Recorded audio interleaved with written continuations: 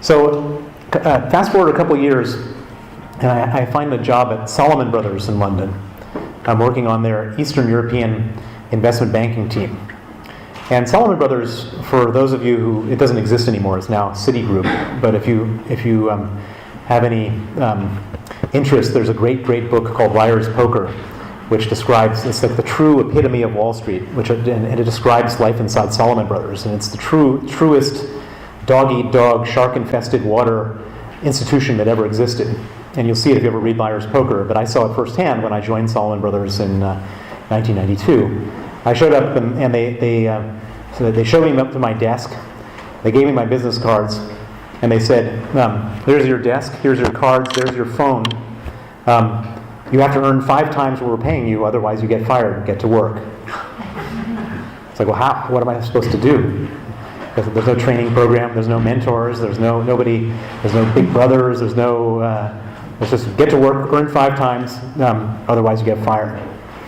So I'm a pretty industrious guy, so I sort of sniffing around to see what was going on, and there was a bunch of rumors that there was a Hungarian airline privatization, which Salomon Brothers was advising on. And I actually read about it in the paper. I didn't know about it from anyone in the firm, but and so I started sniffing around to find out where the meeting was taking place on Hungarian airline privatization. And I figured it out, and I went to the conference room where the meeting was taking place to discuss the privatization. And I get there, and they look at me like I've just walked in with like a horn coming out of the middle of my head or something. And they said, "Bill, you're not at all needed here. Thank you for coming, but please, find something else." Because they didn't want to share their 5 times with me.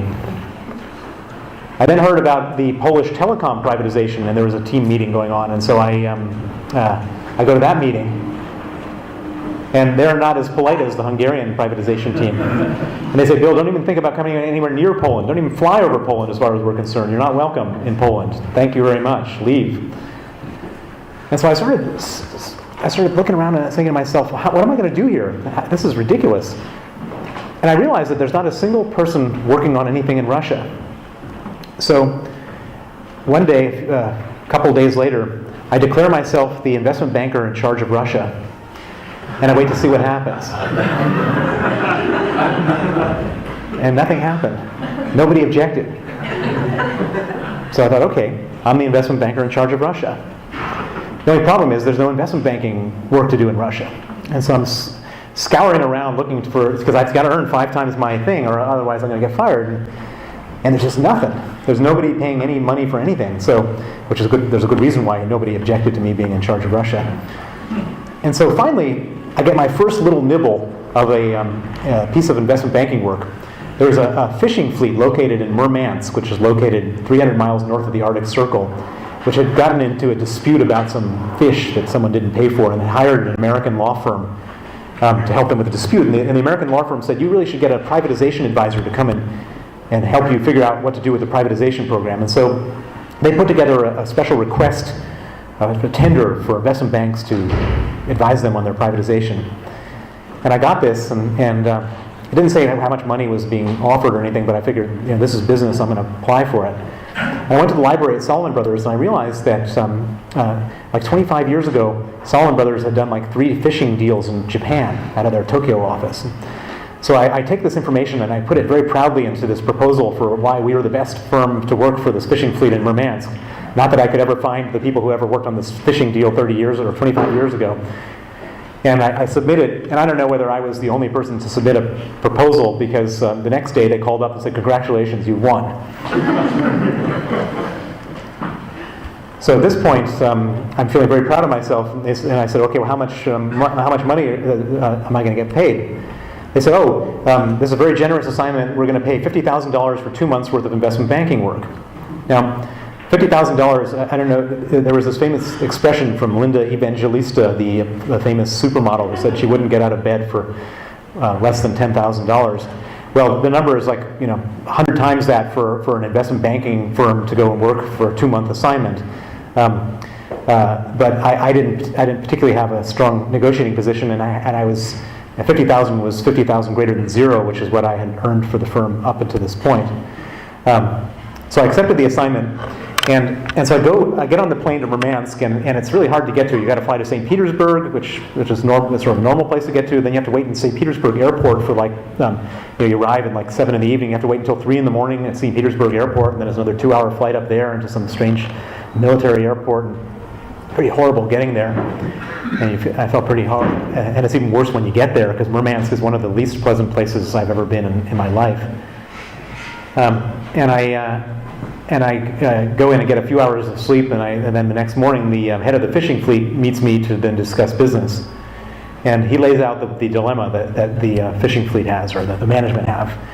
And the dilemma was quite extraordinary. They had 100 ships, 100 fishing ships, and he took me on a little tour, and I could see them, and they're pretty nasty ships, but they're big ones, and it smelled like fish. And each one of these ships cost about $20 million. They were big ships. So 100 ships times 20 million gets you to $2 billion worth of ships. And the fleet wasn't new, but it wasn't all that old, so it was maybe half depreciated. So $1 billion worth of ships, sort of back of the envelope calculation. And the management had been struggling with themselves, and the reason that they hired an investment bank was to decide whether to exercise their legitimate right under the privatization program of Russia to buy 51% of the fleet for $2.5 million.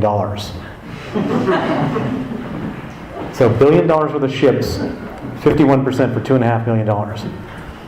So it actually turned out to be a pretty profitable assignment for me, because the answer was yes, of course. How can you be so stupid? Of course. And then my all those memories of the 10-bagger from Poland came to me, and I thought, yeah, I mean, this is better. This is like 10 times better than that Polish stuff.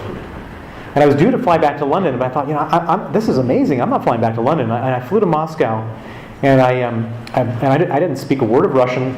I didn't know anybody, not a soul in the country. And I got an English Yellow Page directory, and I started looking through it just to find names of people I could cold call to maybe explain to me what's going on. And I started circling names and calling people, and I ended up in taking a whole week and having about 40 meetings. And through those 40 meetings, I was able to put together this story, and it was the most compelling thing that's ever happened, and it basically changed my life, good, bad, and in all sorts of ways forever. Russia had, in order to go from communism to capitalism, decided that the best way to make that transition is to give people property so they become capitalists. And since the state owned all the property, they thought, let's just give it all away for free right away. And they created this thing called the mass privatization program. And it took a number of forms, but what I learned about in Moscow during that week that I was interviewing people was that the most available form for me was something called the voucher program, the voucher privatization program. And the vouchers, they gave a voucher to every person over the age of 18. And the vouchers were like these freely tradable certificates. And they traded for about $20 each. So they gave 150 million of these vouchers away, and they cost $20 each. So if you did the math, there were $3 billion worth of these vouchers in circulation. And those $3 billion worth of vouchers were exchangeable for 30% of the shares of all Russian companies, which meant that if you did the math, the total value of Russia in 1992 was $10 billion. And $10 billion is a lot of money, but not for Russia. I mean, $10 billion, this is the second largest oil producer in the world. A whole country you could buy for $10 billion. This is 30% of the world's natural gas, 10% of the world's aluminum, forests and cars, and I mean, it's just an enormous country, all for $10 billion. So I went back to Salomon Brothers with just fire in my belly that I just discovered a way to like make fortunes. And I said, guys, we have to stop wasting our time with this nonsense work we're doing and buy this stuff. And people looked at me like I was out of my mind. And they thought, investing in Russia? That's like investing on Mars. I mean, you've got to be crazy. I said, no, but look at the valuations. The moment they turned Russia, that was it. They closed down. And I'm not a person with great organizational political skills. I'm not good working in organizations. And so I didn't know the politics of the organization. I figured if one person said no, I'm just going to go to the next person. Maybe they say yes. What I didn't understand about organizational politics was that I was just fully discrediting myself by, because everybody was saying no, and then they all started talking about me. And I used to hang around with all the young guys my age who would have lunch together, and drinks together after work, and all the lunch invitations and drinks invitations dried up because nobody wanted to be associated with this guy who was discrediting himself in such a powerful way. I mean, that could really, that's career-limiting stuff. So my credibility had sunk very low. Nobody had taken me seriously or had any thought of giving me any capital to invest from the firm. And most of all, I was nowhere near anywhere close to 5 times what they had paid me. I don't think I was even half of what they had paid me in terms of generating money for the firm. And so I was truly on the verge of being fired, and I was very demoralized, and I knew that there was this amazing opportunity just right over there, and I was never going to be able to grab it.